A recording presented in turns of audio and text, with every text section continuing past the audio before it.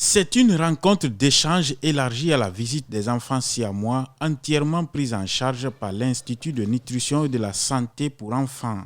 Le représentant résident de l'UNICEF en Guinée a appris l'un des véritables succès enregistrés ces derniers temps par l'INSEE, qui a été celui de sauver la vie des enfants siamois.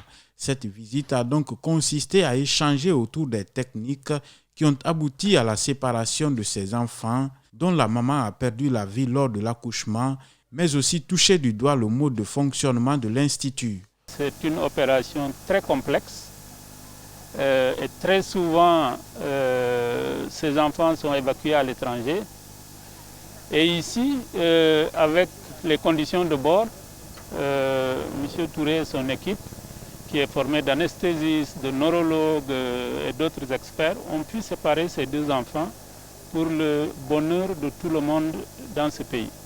Lors de la visite, le médecin chirurgien qui a conduit l'opération a largement expliqué les pénibles conditions dans lesquelles les Siamois ont été séparés. Dr Balamoussa Touré a aussi énuméré les besoins pour l'amélioration de leurs conditions de travail. Le terme, ces difficultés, c'est le plateau technique pour mettre fin à ces évacuations sanitaires.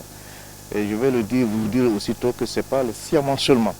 Nous prenons en charge les enfants qui ont accidentellement bu la soude caustique, qui devient une lourde charge pour l'unité de la chirurgie pédiatrique. Après une visite guidée qui a permis aux représentants résidents de l'UNICEF de toucher du doigt les réalités de l'Institut, son directeur général parle des avancées enregistrées ces derniers temps grâce à l'apport technique et financier de l'État et ses partenaires. Et aujourd'hui, si cette maternité commence à fonctionner, le gouvernement nous a donné cette unité pour qu'on puisse prendre en charge les nouveau-nés pendant la rénovation de notre unité.